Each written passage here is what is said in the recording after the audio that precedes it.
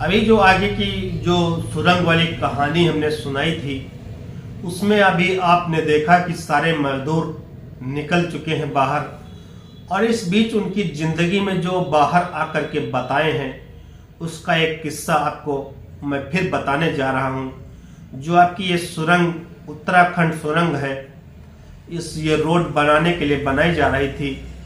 उसमें कैसे rat mining के जरिए सफलता पाई गई है और वो मजदूर निकले हैं। उस सुरंग का नाम सिल्कयार्ड जो सुरंग थी वो उत्तराखंड डिस्ट्रिक्ट के हेडक्वार्टर के पास से खुदाई चालू थी। तब तक वो 60 मीटर खुदाई हुई थी कि एकाएक वो सुरंग बैठ गई थी और सारे 41 मजदूर उसी में बंद हो गए थे। जो 41 मजदूर उसमें बंद हुए थे, उनकी जिंदगी कैसे क्या इतने दिन 17 दिन तक रेस्क्यू चलता रहा और 17 दिन तक उनकी जिंदगी कैद रही, और उनका कैसे हौसला बढ़ा और कैसे वो बाहर निकले, इसकी कहानी जो शेष बची थी वो हम बताने जा रहे हैं। तो दरअसल ये जब उसमें कैद हो गए थे तो पीछे उनकी जिंदगी बंद हो चुकी थी। अब वो समझ चुके थे कि लग रहा है कि हमारी जिंदगी अब खत्म हो चुकी है, अब हमारा सब कुछ खत्म हो गया। इस बीच उनके परिवार की चिंता सता रही थी, उनको बच्चों की चिंता सता रही थी, लेकिन कहीं न कहीं उसमें एक और व्यक्ति था जो वहीं लोकल का ही था। वो उनको ढांढस बंधा रहा था, उम्मीद जता रहा था कि नहीं, अभी तो हम बाहर निकलेंगे और जरूर निकलेंगे। तब तक होता क्या है, यहाँ पर रेस्क्यू ऑपरेशन चालू होता है और सारे विदेशों से भी सलाह ली जाती है और रेस्क्यू ऑपरेशन के जरिए उनसे संपर्क होता है और मुख्यमंत्री स्वयं उसको संज्ञान लेते हैं और प्रधानमंत्री स्वयं संज्ञान लेते हैं। मुख्यमंत्री उनसे बात भी करते हैं और उनको उनके जो ड्रोन के जरिए उनसे परिवार वालों को भी मिलाया जाता है, तो देखा जाता है वो सब सुरक्षित हैं। इस बीच उन्होंने कहां पर अपना कैसे यहाँ जीवन तो नहाए, पानी कैसे पिया और कहां पर सोच जाते थे, ये सब उनको, क्योंकि उनके साथ लाइट सुविधा तो थी ही, तो उन्होंने एक स्थान चुन लिया था, वहां पर अपना सोच करते थे। और जो पहाड़ियों का पानी इस बीच गिरता था उसको वो कहीं न कहीं पी करके अपना गुजर बसर कर रहे थे। तब तक यहाँ से कुरकुरे मुरमुरे जो भी भेज पाए, क्योंकि वो पाइप थी जो 32 इंच की जो पाइप थी, उससे जो भी पहुंचा मिला वो पहुंचाते रहे और वो उनकी जिंदगी, तो उनको एक हिम्मत बढ़ी कि हम अब जिंदा रह सकते हैं और हमारा ऑपरेशन जारी है और हम एक दिन निकलेंगे। तो जब हिम्मत बढ़ी उसी में रह रहे थे तो सारी मशीनें यहाँ फेल हो गई, लेकिन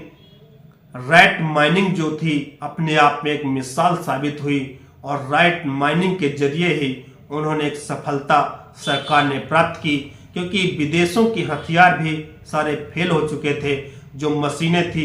जाम हो चुकी थी। और रैट माइनिंग जो बुलाई गई टीम वो कई टुकड़ों में विभाजित थी और एक तो काटता था, एक उसके पीछे उस कोयले को ढकेलता था, एक ट्राली में भरकर ट्राली को जोड़ता था और एक बाहर खींचता था। इस तरह राइट, और उस 32 इंच के अंदर कैसे एक व्यक्ति जा पाएगा, वो भी कड़ी मशक्कत से लेटे लेटे सब उसमें, और कैसे खोदना है, क्योंकि आगे जो धंस चुकी थी दीवार उसमें लोहे की राडें पाइपें सब धसी थी, तो कैसे उन्होंने एक अपनी हथौड़े और उसके सुम्बी के सहारे उन्होंने कटिंग किया। और रैट माइनिंग का इतिहास बहुत बड़ा है, क्योंकि पहले मशीनों का युग नहीं था। उस समय अंग्रेज लोग और ये जो वहाँ के कोयला खदान जो होता था, वहाँ पर स्थानीय लोग जो रहते थे कोयला निकालने के लिए, उसी के जरिए थोड़ा होल कर लेते थे, होल करते करते अंदर जाते थे, उसी से कोयला निकालते थे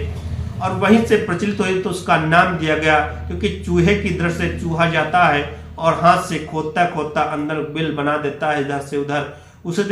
ये भी हाथ से किसी मशीन का प्रयोग न करके ये हाथ से ही काम करते थे, तो इनको इसीलिए इनका नाम रख दिया गया रैट माइनिंग, यानी चूहों की तरह ही खुदाई करना। तो इन्होंने रेत माइनिंग जो हुई यहाँ पर वरदान साबित हुई, और जो 41 मजदूर वहां निकले उन्होंने इस रेत माइनिंग को बताया कि हमारी जीवन दायिनी है, और वो जो ही निकले मुख्यमंत्री इनको गले लगाए। और जब ये रेत माइनिंग वाले जब खुदाई कर रहे थे, बड़ी मशक्कत के बाद रॉड ये सब काटते हुए, चैलेंजिंग इनके लिए पॉइंट थे, लेकिन इनका हौसला बुलंद था। इन्होंने आखिरी में काट कर जो ही आखिरी हथौड़ी मारी और उनसे संपर्क हुआ, वो तुरंत उन खुशी की उनके उम्मीदें जग गईं और सब आपस में लिपट गए, और जो रेत माइनिंग के जरिए खुदाई करके वहां गए थे उनको उन्होंने गले लगा लिया और कहा तुम ही मेरे भगवान हो। ये कह करके उनको गले लगाया और उनके अपने आप में उनकी यानी पैर तक उनको छूने लगे कि आप मेरे भगवान साबित हुए, जो हमको आज एक निकालने की जो आशा जगाए आप ही हैं, क्योंकि सारे मशीनें फेल हो गई थी। तो जो उनके परिवार वाले इधर सब छावनी में तब्दील थी, क्योंकि परिवार वाले भी रास्ता देख रहे थे, प्रशासन के लोग भी जुटे थे, सारी टीमें लगी थी और सारे सुरक्षा विभाग लगा था कि कैसे इनको निकाला जाए। मुख्यमंत्री जो ही वो मजदूर निकाले गए हैं, तब तक एनडीआरएफ की टीम जो थी वो ट्राली एक स्ट्रेचर बनाया था, स्ट्रेचर के जरिए उनको उस पाइप में कहा कि ये रगड़ते हुए ये लुढ़कते हुए कहाँ आएंगे, कैसे निकाला जाए। तो ट्राली एक स्ट्रेचर बनाई, उसमें पहिया लगाया, उस पहिए के जरिए उनको लेटा करके बाहर निकाला। जो है वो बाहर की हवा वो पाए निकले हैं, तुरंत मुख्यमंत्री आगे सामने खड़े थे और मुख्यमंत्री के पैर छूने लगे। मुख्यमंत्री खुद उनको अपने गले लगा लिया। उनके लिए एक अस्पताल खाली कराया गया, उनके लिए 41 बेडों की इमरजेंसी व्यवस्था की गई, अस्पताल उनको पहुंचाया गया। इस बीच उन्होंने जो बताई एक बात कि कैसे हम जिंदगी वहां इतने 17 दिन गुजर बसर कर रहे थे, तो अपने आप में वो बहुत ही अहम पॉइंट था, क्योंकि उन्होंने बताया कि हम तो जान चुके थे अब जिंदगी हमारी समाप्त हो गई, हमारे बच्चे कैसे हम यहाँ आए हैं, उनको पढ़ाने लिखाने के लिए, उनके निवाला के लिए हम यहाँ पर काम करते हैं दिन रात, वो क्या करेंगे। सबकी उनको चिंता सता रही थी, और लेकिन फिर भी वो एक हौसला लिए उसी में बैठे थे कि हो सकता है सरकार कुछ न कुछ करेगी। और सरकार को उन्होंने कोट कोट बधाई दी, कहा कि अपने आप में सरकार ने सिद्ध किया है कि हम हर एक मुसीबत से सभी के साथ हैं। और उनको उनके परिवार वालों को उनको 1-1 लाख का मुख्यमंत्री कोष से उनको दिया गया चेक, और उनका इलाज जारी है। प्रधानमंत्री ने भी इस बीच उनसे बात की, और सारे मजदूर इतना खुश थे, इतना उत्साहित थे कि उन कह रहे थे कि हमको पूरी जिंदगी नई जिंदगी मिल गई है। तो वहां पर बता रहे थे कि हम पानी पीने के लिए झरनों से पानी जो आ रहा था, उसको जो बूंद टपक रहा था उसको इकट्ठा करते थे और उसी को पी पी करके रहते थे, और 24 घंटे तक हम भोजन नहीं कर पाए इसी चिंता में। फिर उन्हें जब इधर से संपर्क हुआ तब हमारे निवाला अंदर गया, और हम फिर वहां पर हर एक जगह, छोटी जगह में हमने एक डिवाइड कर लिया था, कहाँ पर रहना है, कहाँ पर शौच करना है, कहाँ पर टॉयलेट करना है। तो इस तरीके से वहाँ पर वो अंदर व्यतीत किए और सब सुरक्षित निकाल लिए गए और वो अपनी नई जिंदगी पाए। तो यहाँ पर रेत माइनिंग जो थी वो कहीं न कहीं सिद्ध हुई उनके लिए वरदान। और रेत माइनिंग का बहुत ही पुराना इतिहास है और बहुत ही लंबा चौड़ा, क्योंकि पुराने समय में मशीनी युग नहीं था, तो रेत माइनिंग के ही जरिए वो सारी काम जो खोदने वाली या कुछ चीज निकालने वाली जो होती थी, जैसे कोयला या कुछ खदान से, वो उसी के जरिए से कर लोग उसको अपना पाते थे। और ये झारखंड वगैरह के लोग ज्यादा करते हैं कि वहाँ पर कोयला जो होता है, कोयला पाया जाता है, कोयले को निकालने के लिए ये उसी का प्रयोग करते हैं, रेत माइनिंग का, और नीचे से कोयला निकाल लाते हैं। तो वो तरीका इनको टीम जो आई वो भी अपने आप का यानी अपने जीवन का चैलेंज करते हुए अंदर गए और उनको बाहर निकाल कर लाए,